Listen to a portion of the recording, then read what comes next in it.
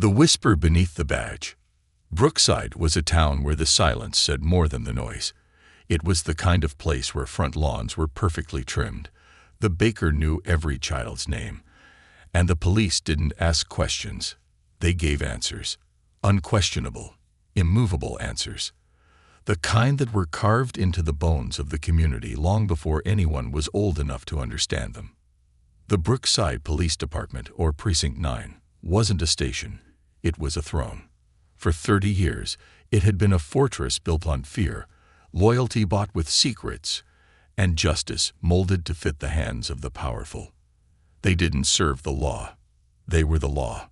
And into this machine of unchallenged authority stepped Margaret Holt. Margaret was 76, the kind of woman you wouldn't notice at first glance, until you saw her eyes. There was a sharpness there, a clarity that age hadn't dimmed. She had been a librarian for 42 years, and in that time, she had learned to read more than books. She read faces, systems, the spaces between words. She had also learned patience, a skill honed by decades of navigating a world that had always found ways to remind her where it thought she belonged. Margaret had spent her life quietly pushing back, standing firm in the knowledge that truth wasn't something you found. It was something you fought for. That morning, Margaret's only plan was to buy groceries. The Pinnegrove market had been there for decades, but Margaret had always felt out of place. It wasn't that the store was unfriendly. It was the silence that followed her when she walked in, the subtle shift of employees who suddenly needed to restock shelves near her, the polite smiles from customers who couldn't quite meet her eye. She had walked those aisles with her head high for years, never in a rush, never looking for trouble. That morning was no different. A carton of milk, fresh bread, her favorite English breakfast tea. Her hands moved with the precision of someone who knew exactly where she belonged, even if others had forgotten. It wasn't until she reached the register that the air shifted. "Excuse me, ma'am," came the voice, thin and strained with fake politeness. Margaret turned, her brow lifting slightly. Scott Leland, the store manager, stood with his hands clasped too tightly in front of him, like a man who knew he was doing something wrong, but had convinced himself he had no choice. "We, need to check your bag." Margaret's fingers tightened on her shopping basket. "Why?" A customer reported suspicious behavior, Scott said, eyes flicking nervously to the security camera above them. "It's probably nothing." Margaret's voice was calm, as steady as it had been when reading stories to kindergartners all those years. "My receipt is right here." She held it out, the paper trembling only slightly in her hand. But Scott wasn't looking at the receipt. His eyes were already scanning her bag, his fingers dipping inside and emerging with a jar of saffron. Bright, expensive, and completely unfamiliar to her. "This wasn't paid for," he said, his voice a touch louder. Margaret's stomach knotted, not with fear, but with something colder, recognition. She had seen this before, in stories whispered over cups of coffee at church, in trembling voices of young men who had dared to speak too loudly in the wrong neighborhood. "That isn't mine," Margaret said, her voice even. Scott's mouth pulled into a thin, practiced smile. "I'm afraid we have to call the police." The doors swung open moments later, and they didn't just send any officers. Officer Darren McKinley and Officer Blake Rourke had been with Precinct 9 for over a decade, and their reputation preceded them.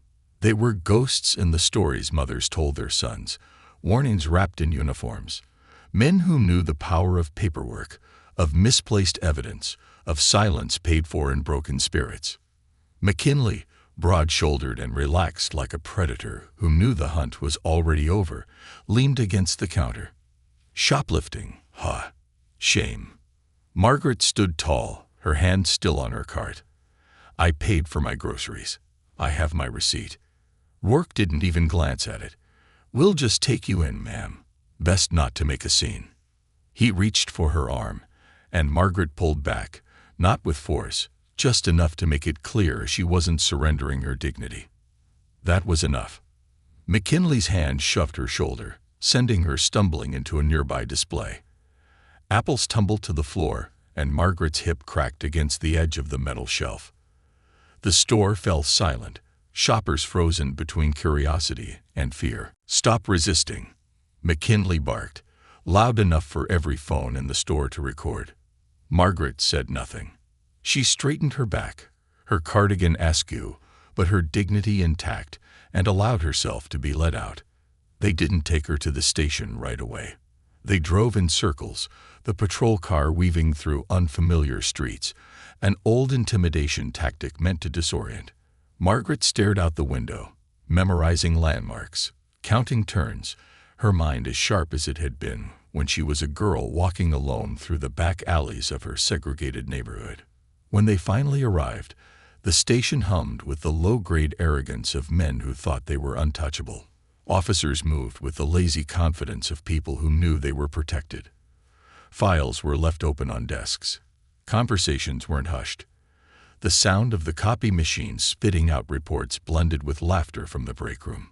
Margaret was processed like anyone else, fingerprints inked, mugshot taken, but the officers barely looked at her. To them, she was just another old woman they could lose in the system, an inconvenience. They had no idea who she was. She was led to a cell, the door clanging shut behind her. 6 metal benches, a rust-stained toilet, and walls covered in the faint scratches of names no one remembered. Margaret sat with her hands folded neatly in her lap, her back straight. She could feel the eyes of the younger women in the cell on her, a mixture of curiosity and pity. But Margaret didn't need pity, because in her cardigan pocket, tucked deep into the fabric, was a tiny flip phone, a gift from her son, one she had carried for years and never used. Her son, Samuel Holt, wasn't just any man.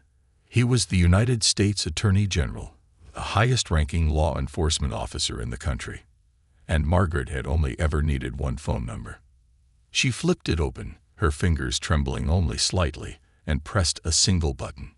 Across the country, in a glass-walled office in Washington, D.C., Samuel Holt's personal phone buzzed. He glanced at the screen, and his blood ran cold. Mom.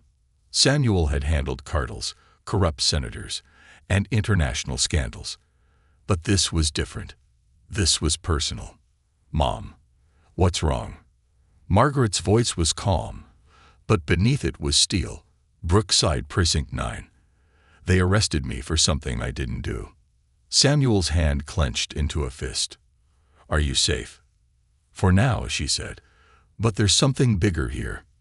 Samuel's jaw tightened. Stay quiet. I'm coming. As he hung up, Samuel's voice was already ringing through the halls of the Department of Justice. I need everything we have on Brookside Precinct 9. Complaints, lawsuits, misconduct reports. Now. In the cell, Margaret leaned back against the cold concrete wall, her hands still folded neatly in her lap. Brookside thought they could bury her. They didn't know she was a seed. Beneath the surface, Samuel Holt had always known the weight of power, but it was never heavier than when it involved his mother.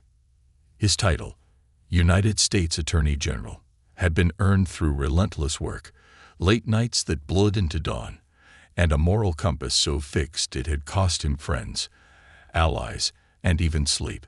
His reputation was pristine, and his enemies were many. Samuel didn't fear them. They feared him. But that title, that power, all of it meant nothing if it couldn't protect the one person who had shaped him. Get me everything on Brookside Precinct 9. His voice rang through the command center at the Justice Department. Agents and analysts snapped to attention, fingers flying across keyboards, pulling files so old the digital edges practically crumbled. The name Brookside was already familiar to some of the older investigators. It was a precinct wrapped in whispers, the type of place where paperwork vanished, witnesses recanted overnight, and anyone asking too many questions found themselves transferred, demoted, or worse. A wall-sized screen flickered to life, filled with complaints, lawsuits, internal reviews, all of them stamped dismissed. Officers with histories of excessive force who'd never spent a day under suspension. A string of officer-involved shootings, where body cameras mysteriously malfunctioned. An entire community trapped under the silent rule of a precinct that didn't enforce the law. It controlled it. Samuel's jaw tightened as he read the names. Captain Dennis Rayburn, Lieutenant Rourke, Officer Darren McKinley, Officer Blake Rourke. Names his mother hadn't known, but now they were burned into Samuel's mind. A voice broke through his thoughts. Evelyn Connor, his lead investigator. "Sir, you need to see this." Samuel stepped toward her workstation. On her screen was a case file from 5 years prior. A woman named Tanya Greer, arrested by McKinley and Rourke for drug possession. The charges had been dismissed when the evidence locker, the very place the drugs were supposed to be stored, mysteriously caught fire. "Same pattern," Evelyn said quietly. "Target someone vulnerable, trump up charges, make them disappear. If they fight back, they either find evidence in their homes or they suddenly stop fighting." Samuel's stomach turned. This wasn't just systemic corruption. This was a machine. A carefully oiled, relentlessly efficient machine designed to turn innocent people into criminals and criminal cops into kings. And they dared touch his mother. "Any financials?" Samuel asked. Evelyn nodded. "Following the civil forfeiture trail. That's where it gets interesting." The screen shifted to bank records, personal accounts tied to officers and officials in Brookside, deposits that didn't match salaries, offshore accounts, and one name that connected them all: Mayor Robert Connolly. Samuel wasn't surprised. Corrupt precincts always had a political puppet master. Connolly's public record was clean, but his shadow ledger told a different story. Kickbacks from developers who wanted arrests to clear neighborhoods, quiet contributions from private prison companies, and regular deposits from Brookside Precinct 9's Asset Forfeiture Fund. Money taken from people who often weren't even charged with crimes. Samuel exhaled sharply. They're not just corrupt. They're running a profit center. He turned to Evelyn. "Pull everything we have on Connolly. I want federal subpoenas issued within the hour." Evelyn didn't hesitate. Inside the cage, back in Brookside, Margaret sat with her hands folded neatly in her lap. She had spent a lifetime waiting for the world to do right, and now she realized it never would, unless someone made it. The cold steel bench pressed against her thighs, but she didn't shift. Stillness was her weapon now. Every officer who passed her cell glanced in her direction, some with confusion, others with the smugness of men who thought they were untouchable. She met their eyes every time. She remembered their faces. She memorized their badge numbers. Every minute was a ledger, every breath a record. It was the skill of a librarian, to catalog, to remember, to file for later. And she would remember everything. At the far end of the hall, Detective Maria Lasker leaned against the wall, arms crossed. She was one of the few officers left in the department with a conscience that still whispered in her ear, though she had long ago learned to silence it to survive. She had heard Margaret's name. Word had spread fast. The old woman who wasn't afraid. That made Margaret dangerous, and dangerous people didn't last long in Brookside. Lasker had seen it before. Detainees lost in transfers, paperwork disappearing like breath in the wind, injuries appearing on bodies that resisted arrest. Lasker wasn't a hero, but something about the quiet way Margaret sat, back straight, eyes clear, made her stomach twist. She stepped closer to the cell. "You shouldn't be here." Margaret looked up, her expression calm. "Neither should you." The detective's lips pressed into a thin line. "They're already talking about transferring you before morning. Get you into county, where no one asks questions."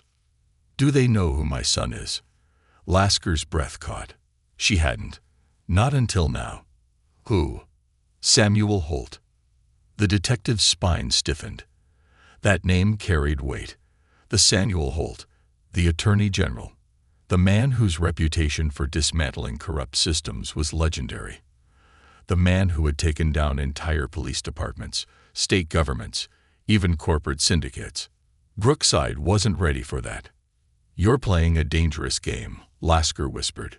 Margaret smiled faintly. "So are they." The power play. In City Hall, Mayor Robert Connolly sat in his office, the lights dimmed, fingers steepled beneath his chin. The call had come minutes earlier, a federal inquiry into Brookside Precinct 9. His phone buzzed again. He recognized the number. Captain Rayburn. "Tell me you have this handled," Connolly said, his voice low. Rayburn's voice was rough, strained. "There's a problem." "What kind of problem?" Rayburn hesitated. "The Holt woman isn't what we thought. Her son's the damn attorney general." The mayor's blood turned to ice. "Get rid of her." "We can't do that," Rayburn said. "Not this one." Connolly's hands clenched the edge of his desk. "Then bury her. Evidence. False confessions. Whatever it takes." There was a pause. "You don't understand. Holt's already moving. If we touch her, we're all done. Then you find a way to make this disappear." The weight of names. In Washington, Samuel stood in front of a room of federal prosecutors and investigators. His voice was low, measured, the kind of calm that came before storms. Brookside isn't just a corrupt precinct. It's a conspiracy, a multi-agency, multi-level criminal enterprise hiding behind badges and titles. He clicked the remote, the screen filling with photos. Officers, politicians, judges, faces all tied to Brookside. "We dismantle it all. Not just the arrests. The money, the deals, the cover-ups. Every person who played a role." One of the prosecutors shifted. "That could take months." Samuel's gaze was steel. "We don't have months.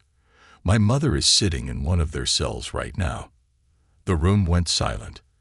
"We move now." The quiet war. Margaret sat in her cell, her fingers tracing the worn edge of her wedding band. The first time she had worn it, her husband had told her, "Some fights take a lifetime." This was hers. The precinct hummed with quiet panic. Phones rang with calls they didn't want to answer. Officers gathered in huddles, their voices low, the kind of voices that belonged to men who knew they'd already lost, but hadn't admitted it yet.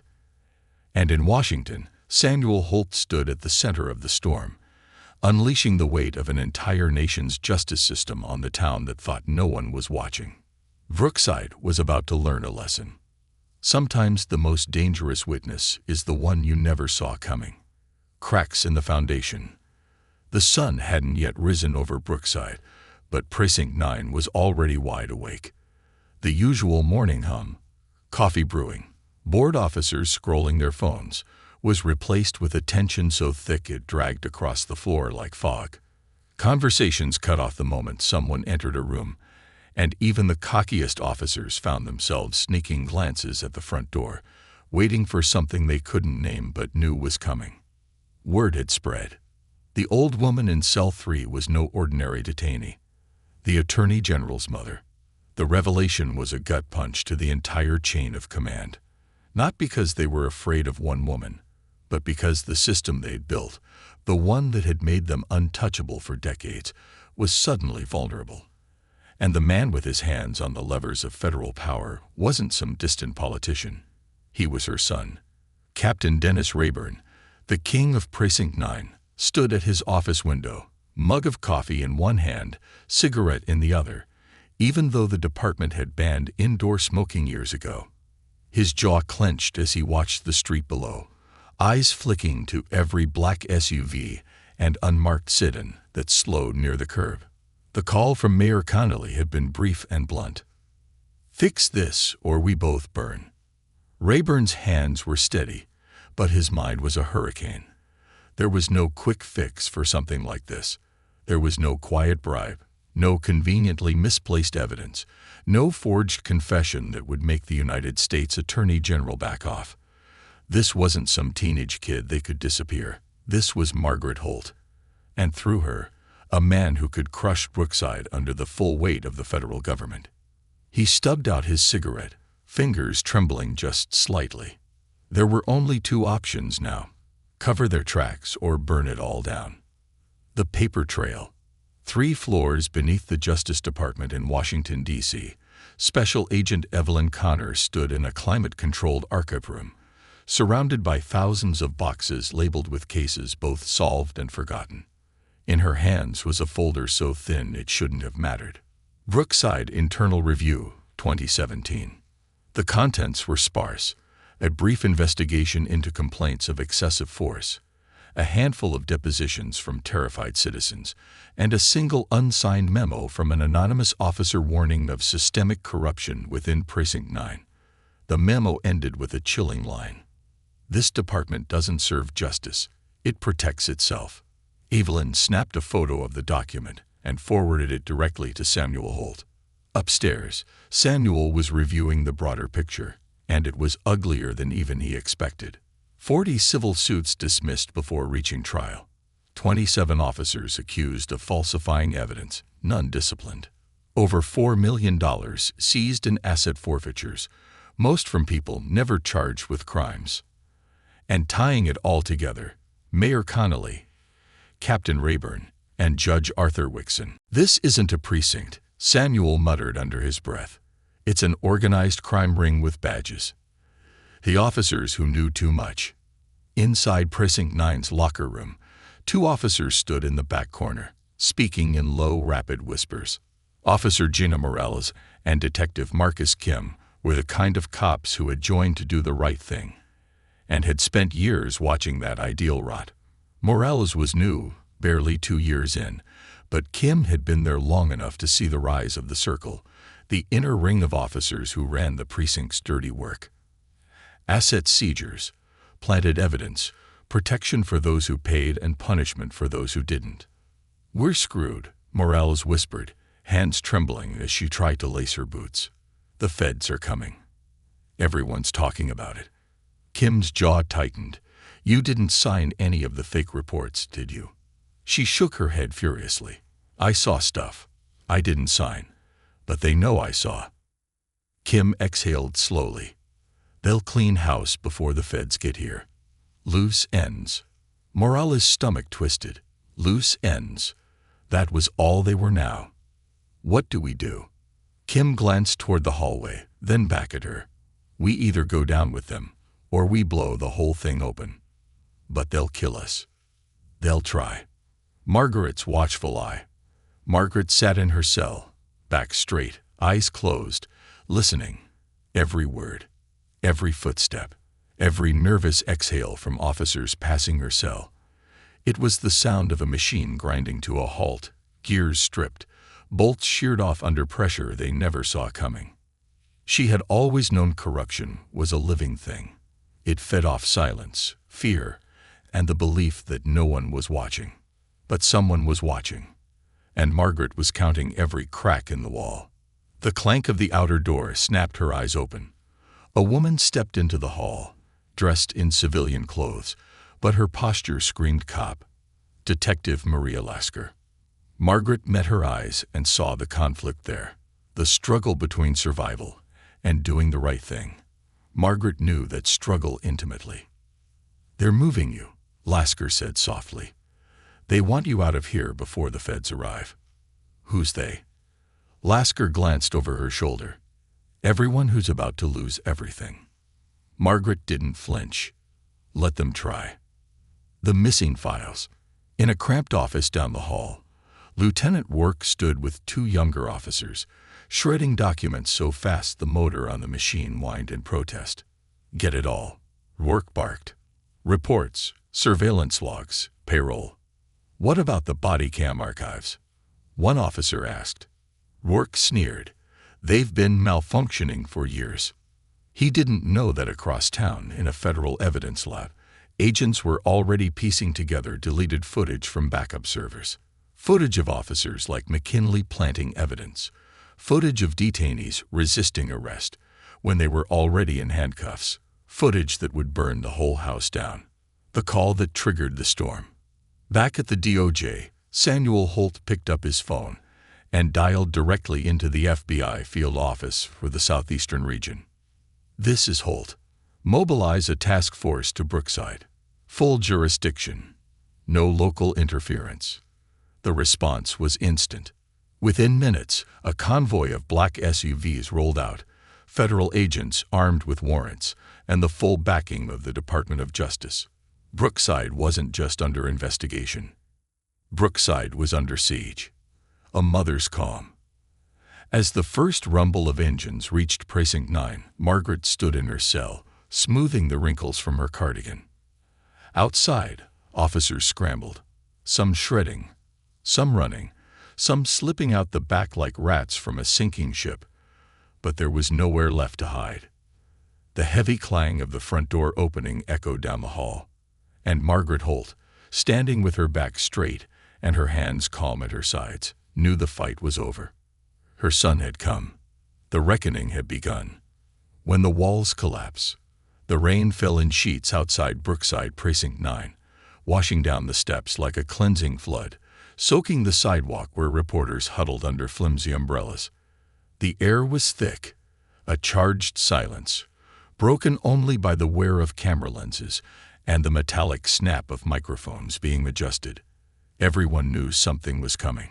Inside the precinct, the tension was suffocating. The front desk sergeant, a man named Hoyt, wiped sweat from his upper lip with the back of his hand, the phone pressed tight to his ear. His wife's voice on the other end was frantic, but Hoyt couldn't focus, because the convoy had arrived. 3 black SUVs, no lights, no sirens, just the weight of the federal government rolling to a stop at the curb. And from the lead vehicle stepped United States Attorney General Samuel Holt. The rain didn't touch him. Not really. His stride was unhurried, deliberate, a man who carried the full weight of justice in his bones. Every step up the slick concrete felt heavier, but he didn't falter. Inside, Captain Dennis Rayburn was already pacing in his office, knuckles white from gripping the edge of his desk. His phone buzzed for the 3rd time in 10 minutes. Mayor Kennelly again. Rayburn ignored it. There was no call that could save them now. "Sir." An officer burst into the office, his face pale. "It's Holt. He's here." Rayburn's stomach twisted, but he forced a smile, the kind of brittle grin men like him wore when the bluff was all they had left. "Relax," Rayburn muttered. "They can't prove anything." The officer didn't look convinced. "They'd got warrants, sir. And," his voice faltered, "they're asking for her." Margaret's grace. Margaret Holt stood in the center of her cell, hands clasped in front of her, spine as straight as the bookshelves she used to tend. Her cardigan, now wrinkled from the long night, didn't diminish the quiet dignity that wrapped around her like armor. She heard the heavy footsteps approaching, boots meant to intimidate. But intimidation was wasted on a woman who had lived through the March on Washington, through cross-burnings down the block, through the subtle and not-so-subtle reminders her world had given her that her voice was not welcome. The key turned in the lock. The door swung open. And there stood her son. For a long moment, neither of them spoke. There was no need. Everything they needed to say had been said years before, in bedtime stories that weren't just tales, but lessons in survival. In phone calls after each promotion, when Margaret told her son, "Never forget who you are." And now, in the silence of a holding cell, they said it all again with a single look. Samuel stepped inside, and the cold weight in Margaret's chest lifted. "You came," she said softly. "Always," Samuel replied.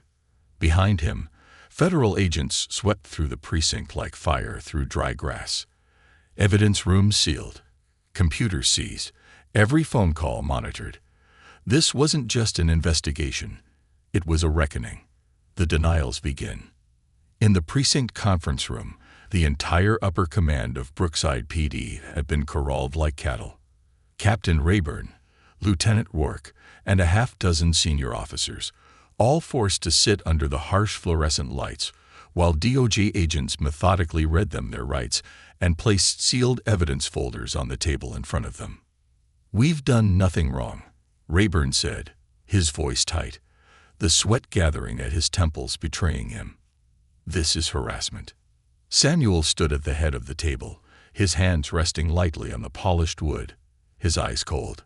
"You've done everything wrong." He turned slightly, nodding toward Special Agent Evelyn Connor, who began reading from the stack of evidence. Unreported asset forfeitures totaling over $4 million. Unauthorized surveillance of minority communities. Destruction of internal misconduct reports. Intimidation of witnesses. Falsification of arrest records. Collusion with municipal officials to target residents for property seizures. The list went on, each charge landing heavier than the last. Rourke shifted in his seat. "We've got lawyers." "You'll need them," Samuel said, "but you won't have the system protecting you this time." Because the system, the whole corrupt machine, was the target now. The silent ones speak. As the sun crept higher over Brookside, the quiet alliances that had held Precinct 9 together for decades began to fracture. Detective Marcus Kim, the officer who had once been too afraid to speak, stood in front of the federal agents with his hands trembling. His fear didn't matter anymore. His silence had bought him nothing. "I have records," Kim said. "Internal memos, complaints that were buried. I saved copies at home." "Bring them," Evelyn said, "and be ready to testify." Kim swallowed hard and nodded. For the first time in years, he felt lighter. In a small apartment on the east side of town, Officer Gina Morales stood at her kitchen counter, staring at her phone. It had rung twice already that morning, both times from block numbers. Warnings, threats. But now the agents were in the precinct. The corrupt ones were cornered, and Morales had a decision to make. She picked up her phone and dialed the DOJ tip line. "My name is Gina Morales," she said, her voice shaking only slightly. "I have information about falsified arrests and planted evidence." "Stay where you are," the voice on the other end said. "We're sending someone to bring you in." The mayor runs out of rope. Across town, Mayor Robert Connolly sat behind his desk, his phone ringing endlessly. Lawyers, donors, reporters, each call more desperate than the last. He had called in every favor, made every threat.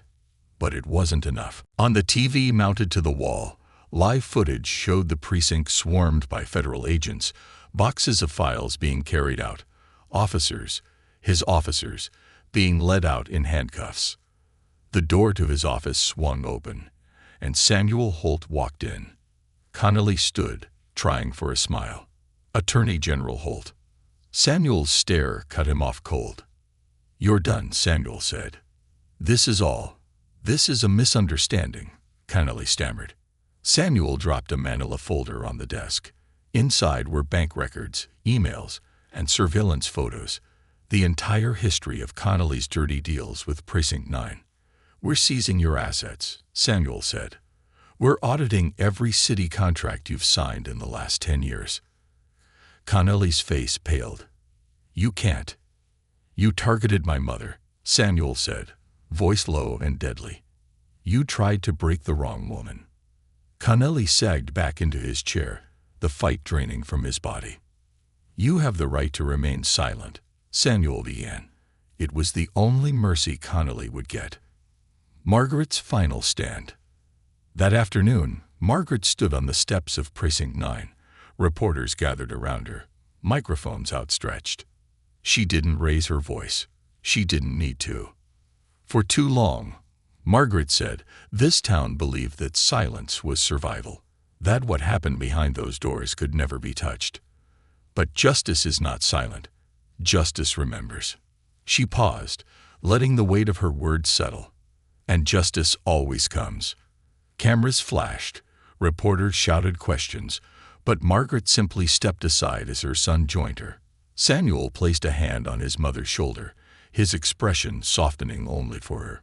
The fight wasn't over. But for the first time, Brookside belonged to the people again. The trial of a town. Brookside was no longer a town with secrets. It was a town under siege. The morning after the federal raid, the courthouse parking lot overflowed. Satellite trucks jammed the narrow streets, their cables snaking across sidewalks like exposed veins. Reporters stood in clusters, practicing their somber expressions and camera-friendly outrage, while ordinary citizens lined the courthouse steps, some holding signs, some just there to see the mighty fall. But beneath the spectacle, Brookside itself was suffocating.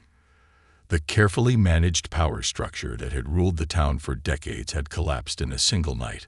Officers who had once walked the streets with cocky grins were now locked in their own holding cells, awaiting transport to federal custody. Judges who had silenced evidence were now the ones on trial, their old favors worthless.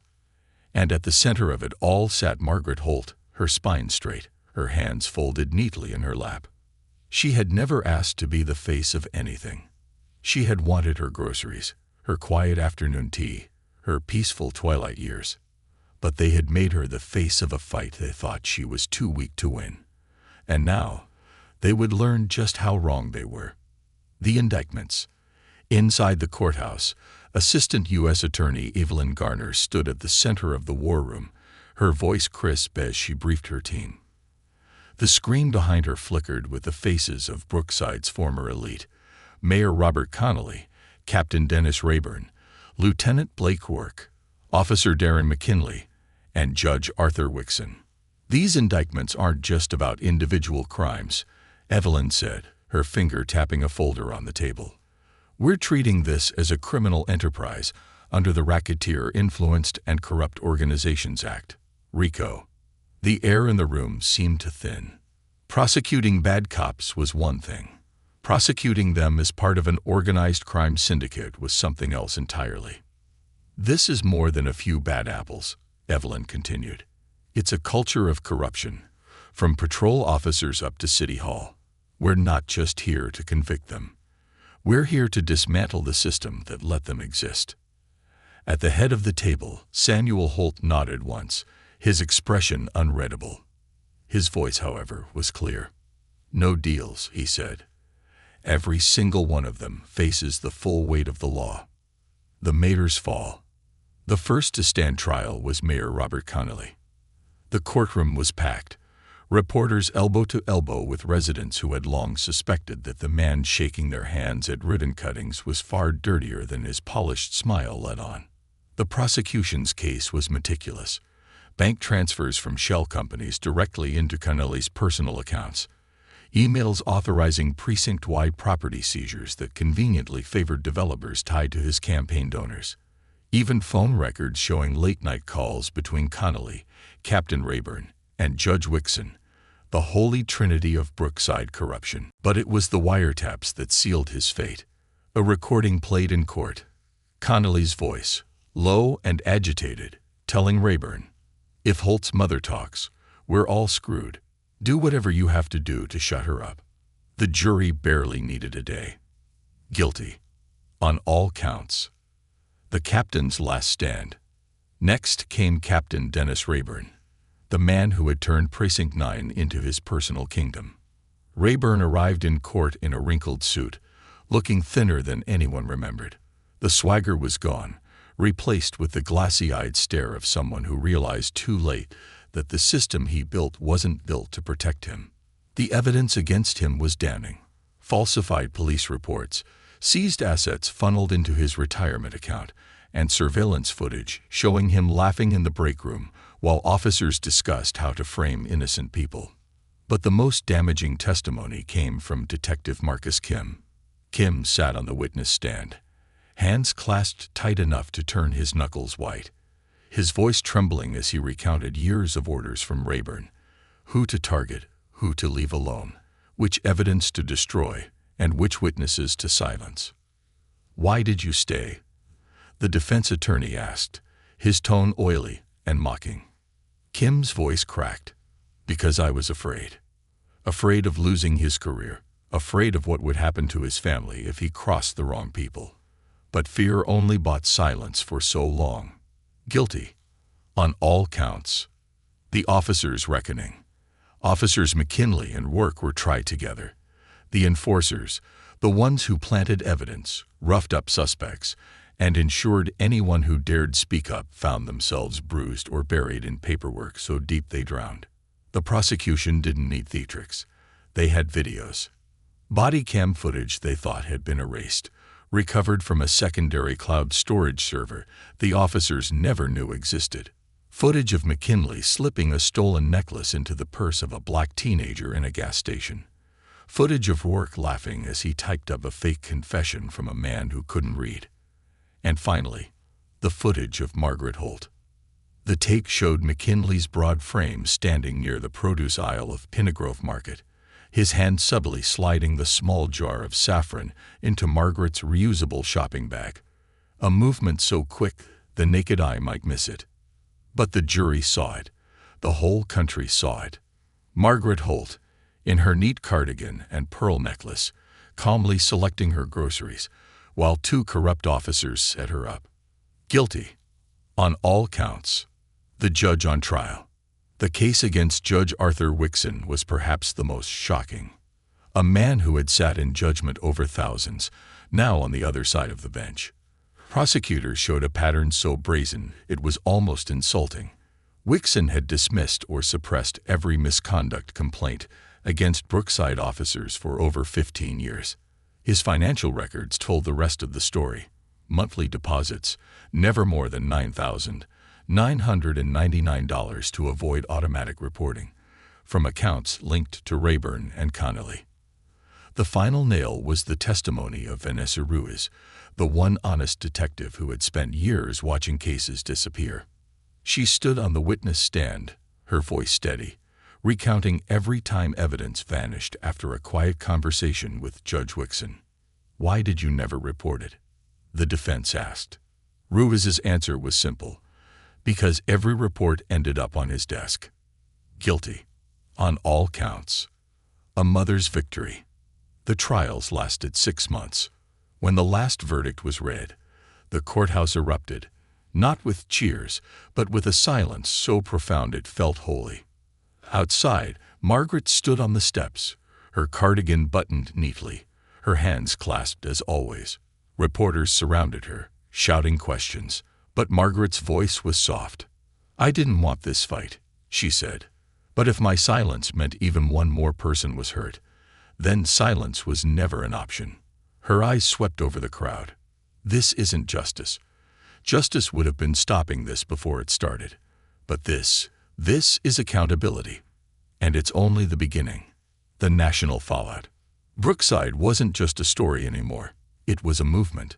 The Holt Act, introduced by a coalition of senators, proposed federal oversight for precincts with repeated misconduct violations, independent review boards staffed by civilians, and mandatory audits of all civil asset forfeitures. Samuel Holt stood beside his mother at the signing ceremony. It was her name, but it was their fight. As the cameras flashed, Samuel leaned in. "Are you tired?" Margaret smiled faintly. "I'm just getting started." The seeds of tomorrow. Brookside didn't wake up all at once. It didn't throw parades or hoist banners to mark the fall of Precinct 9. It woke up slowly, like someone shaking off a heavy sleep, eyes still half closed, limbs stiff from too many years curled in fear. The signs of change weren't loud. They were in the spaces where fear used to live. A black teenager walking to school without glancing over his shoulder twice. A Latina mother stopping to speak with a patrol officer without her hands clutching her purse tight. An old man opening his store for the first time in years without worrying if today was the day random inspection would wipe his shelves clean. Brookside didn't heal quickly, but it had begun. And at the center of it all was Margaret Holt, though if you asked her, she'd say she was just a woman trying to buy groceries. The weight of a name. There was no official ceremony when the Margaret Holt Community Justice Center opened in the building that used to house Precinct 9. Margaret herself had insisted. No ribbons, no speeches.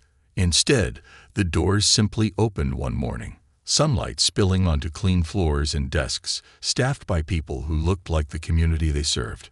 The old booking room was now a legal clinic, where pro bono attorneys helped residents fight wrongful charges or recover stolen property from the old precinct's asset forfeiture vault. The break room, where McKinley and Rourke once joked about fabricating reports, was now a citizens' rights training center, where teenagers were taught how to handle police encounters and file complaints that didn't vanish into thin air. The walls were scrubbed clean, but not forgotten. One hallway had been preserved, covered in the names of those wrongfully arrested, convicted, or silenced under Brookside's reign of fear. Some names were familiar, others had never made the news, but they were all remembered now. And at the end of that hallway, a single framed photograph hung. Margaret Holt, standing in her cardigan and pearls, her back straight, her hands folded, her chin lifted. The caption beneath was simple: "Sometimes silence is not survival." The ghosts of power.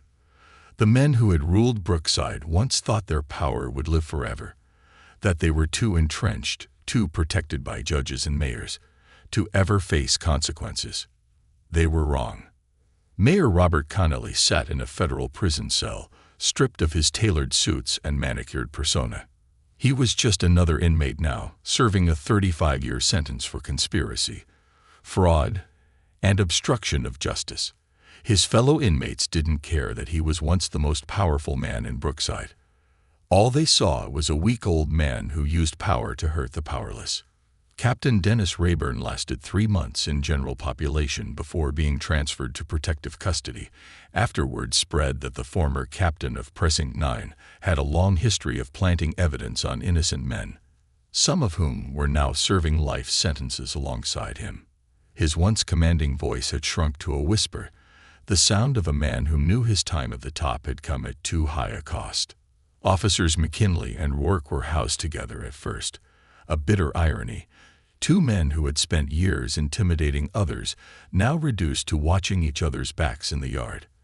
They had tried to carry themselves with the same swagger, but no one cared who they had been. Power didn't follow them past the prison gates. Judge Arthur Wixon fared no better. The robe that once shielded him from consequence was gone. His rulings had been vacated, his legacy dismantled. Stripped of his title, Wixon sat alone in his cell, haunted by the faces of the men and women he had condemned, not because they were guilty, but because they were convenient. A son's promise. Samuel Holt stood on the porch of his mother's house, the night air cool against his face. He had come home less often in recent years, duty keeping him tethered to Washington. But since the case broke, he found himself needing these quiet moments, not just to check on her, but to remind himself why he fought. The screen door creaked, and Margaret stepped out beside him, her cardigan wrapped tight around her small frame. "You're restless," she said softly. He chuckled. "Always." They stood together, watching the stars, their silence the comfortable kind. The silence of 2 people who had walked through fire together and survived. "I read the new proposals," Margaret said, her voice calm but serious. "The Holt Act." Samuel nodded. The act named in her honor was already making waves. Mandatory external oversight for police precincts with high misconduct rates. Automatic DOJ review of all asset forfeitures over $5,000. And, the part Samuel was proudest of, criminal penalties for officers and judges who conspired to violate civil rights under the color of law. "You know, it's just the start," Samuel said. "Laws don't change hearts." Margaret's smile was faint. "No, but they make it harder to hide." He turned to face her, his voice softer. "I couldn't have done this without you." She looked up at her son, the boy she raised, the man who carried her fight farther than she could have dreamed, and shook her head. "You were always going to do this, Samuel. You just needed a reason." Her hand rested lightly on his arm, the way it used to when he was a child with scraped knees and big questions. "I'm proud of you." His throat tightened. "I'm proud of you." The next generation. In the new Community Justice Center, Vanessa Ruiz stood at the front of a small classroom, facing a group of high school seniors. They were restless, slouched in their chairs, arms crossed, until she spoke. "How many of you have ever been stopped by a cop?" Almost every hand went up. "How many of you knew your rights in that moment?" Half the hands dropped. Vanessa nodded. "That's why you're here." She didn't sugarcoat it. She told them the truth, about how the system had been built to work against them, about the officers who saw their skin color as suspicion, about the quiet deals that turned neighborhoods into profit centers. But she also told them about Margaret Holt, about one woman who refused to stay silent, about how a single voice could shatter the foundation of an entire system. Power, Vanessa said, isn't just something other people have. It's something you take back when you know how. Legacy. Margaret never wanted to be famous. She didn't want TV interviews or book deals. All she wanted was a quiet life, a garden, her books, her Sunday afternoons spent sipping tea on her porch. But fate had made her something else, a witness turned warrior. Years later, long after her name faded from headlines, the legacy remained. Every time a mother stood tall against a crooked arrest, every time a teenager filmed a traffic stop, every time a community stood together to demand justice, Margaret Holt was there. Not in body, but in spirit. The spirit of one woman who made a call and changed everything.